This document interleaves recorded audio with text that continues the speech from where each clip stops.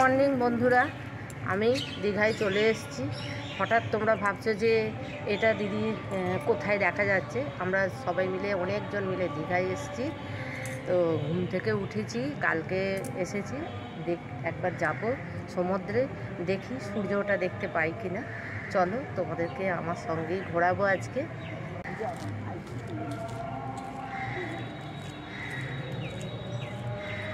আমরা অনেকজন এসেছি, সবাই এখন ঘুমাচ্ছে। এখন রাস্তায় লোক নেই, পুরো শান্ত। কতদিন পরে জোড়া শালিক দেখলাম, ভালো লাগলো সকালবেলা ঘুম থেকে উঠে জোড়া শালিকটা দেখতে। সমুদ্রের ধারে চলে এসেছি আমরা। সূর্য ওঠা দেখার আগে একবার সবার সাথে পরিচয় করিয়ে দিই। বড় ভাইপো সৌভিক মালিক, ভাইয়ের শাশুড়ি মা শিখা সেনাপতি, আমার বর মনতোষ পাত্র, ভাইয়ের বউ পম্পা মালিক, আমার পিসিমা পুষ্পরানী, মা আরতি মালিক, আমার ভাই স্বপন কুমার মালিক, বড় যা সুস্মিতা পাত্র। হাওড়া থেকে দীঘা যাবার ট্রেনের টাইম ছিল সকাল 6টা 45 মিনিটে। সেই ট্রেনটি লেট হয়ে 2 ঘন্টা 45 মিনিট লেট হয়েছে।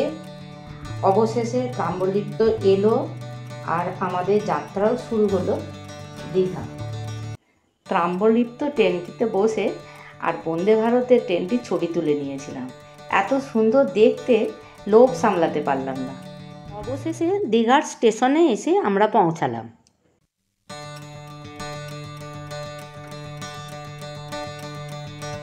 গাড়ি আসার অপেক্ষায় বসে আছি। আর কি বলবো, এখানে প্রচন্ড গরম।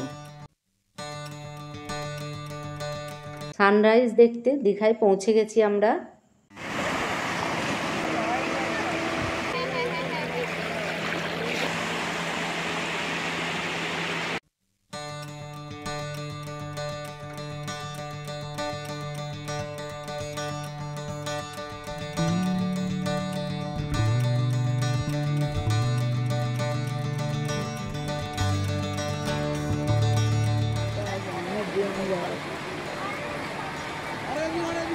যা কি হলো, পিসিমা দীঘাতে এই প্রথমবার এসেছে, তাই তার মনে কত রকম ইচ্ছে। কী করবে কিছুই ভেবে পাচ্ছে না। কখনো বা শাহরুখ খান হবার চেষ্টা করছে, আবার কখনো সূর্যদেবকে হাতের মুঠোয় নেবার চেষ্টা। এত আনন্দের মাঝেও সূর্যদেবকে নমস্কার করতে ভুলিনি। আগে অনেকবারই দীঘায় ঘুরতে এসেছি, এত সুন্দর সানরাইজ কোনোদিনই দেখিনি। কি সুন্দর লাগছে, আর আকাশটা একদম ঝকঝক করছে। চলো এবার মাছের বাজারে ঘুরে আসি।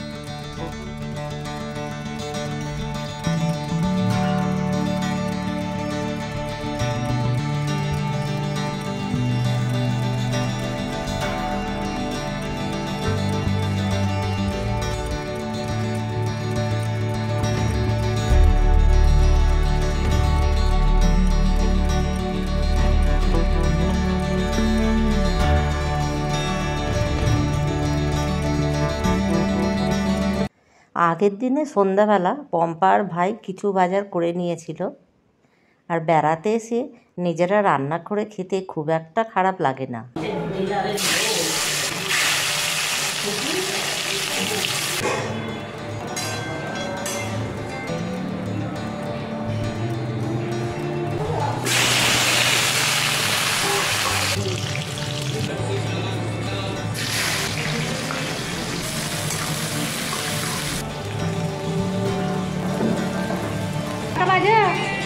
ঘুম থেকে উঠবি না?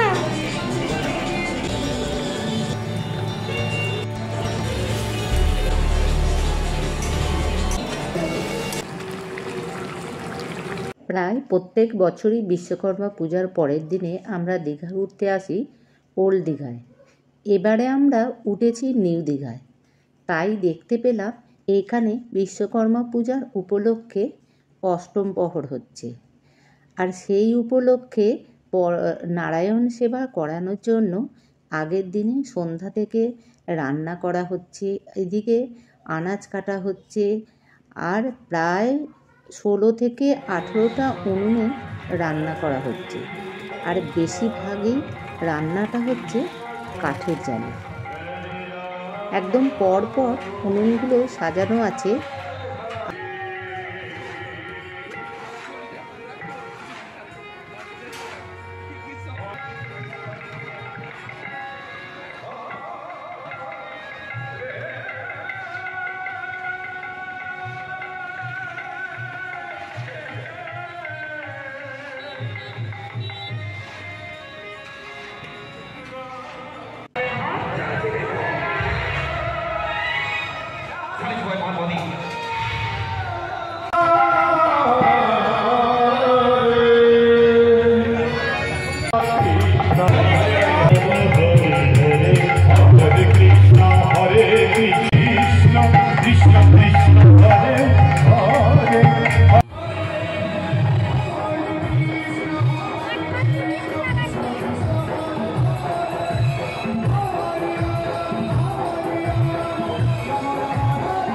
ওল্ড দীঘায় যাবার জন্যে সবার মধ্যে প্রস্তুতি চলছে।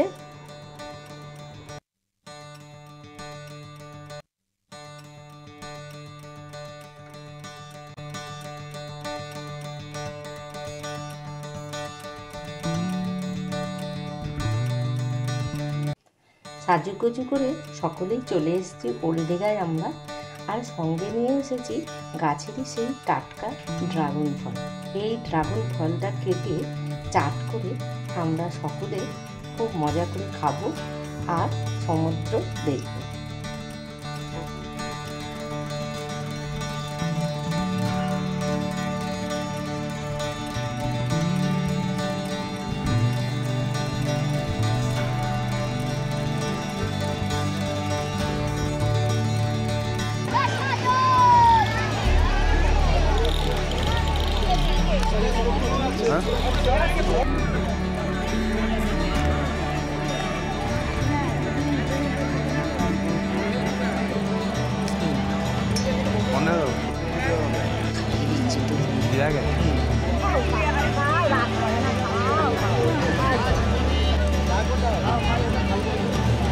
কেমন হয়েছে?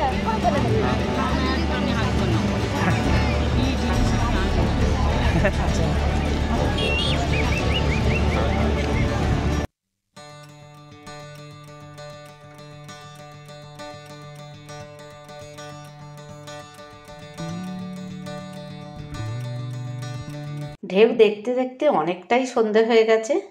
একবার মার্কেটটা ঘুরে আমরা হোটেলে চলে যাব।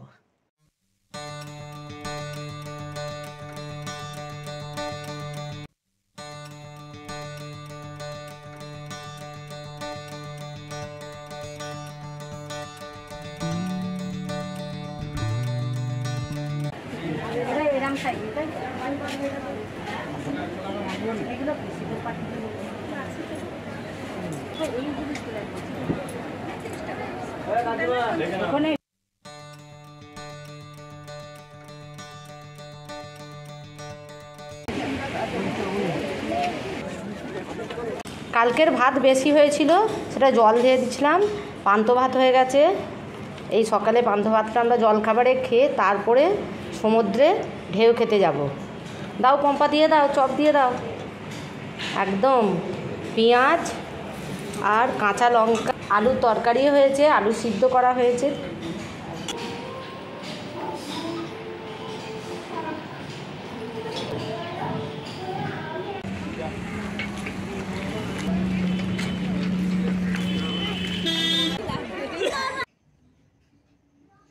নিউ দীঘার পাশেই আছে ঢেউসাগর পার্ক, তাই আমরা সবাই বেরিয়ে পড়লাম ঢেউসাগরের দিকে। তারই কিছু ঝলক তোমাদের সাথে শেয়ার করব। অবশ্যই যখন দীঘায় ঘুরতে আসবে এই ঢেউসাগরটা একবার ঘুরে নেবে। এই কি সমুদ্র দীঘার, কোনো ঢেউ নেই, কিছু শান্ত একদম। এখন ওই বিকেল 5টা হবে। ঢেউসাগর পার্কের ভিতরে ঢোকার জন্যে এক একজনকার 10 টাকা করে টিকিট আছে। এসো, সাবধানে এসো। হেঁটে আসতে পারলে?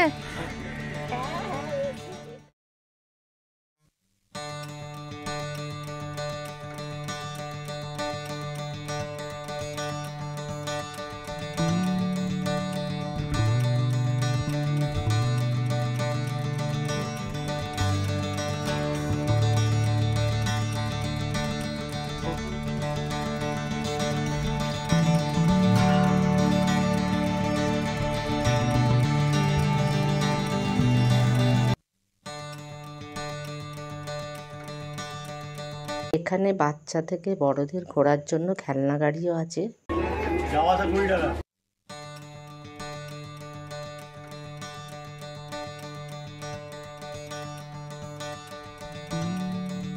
চলো, অনেক তো ঘোরা হলো, এবার একটু ফুচকা খেয়ে নেওয়া যায়। এখানে ফুচকাগুলো খেতে খুব ভালো। শুকনো ফুচকা প্লেটের মধ্যে সাজিয়ে দিচ্ছে, আর মাঝখানে দিয়ে দিচ্ছে একটা ছোটো কাপ, আর পাশে রাখা আছে মাটির চালার মধ্যে নানা রকম কোয়ালিটির জল।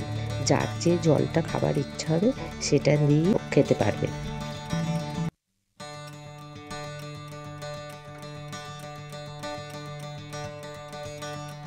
নাও খাও, খাও তুমি, খাও তুমি, খাও তুমি, একটা খাও না। ভালো লাগবে না, ছেড়ে দেবেন, আমরা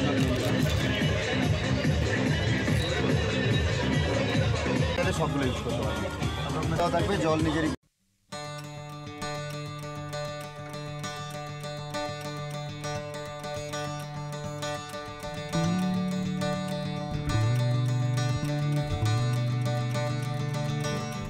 এখানেই শেষ করলাম দীঘা ভ্রমণ। আবার দেখা হবে নেক্সট ভিডিওয়। ততদিন তোমরা সুস্থ থাকবে, ভালো থাকবে। টাটা।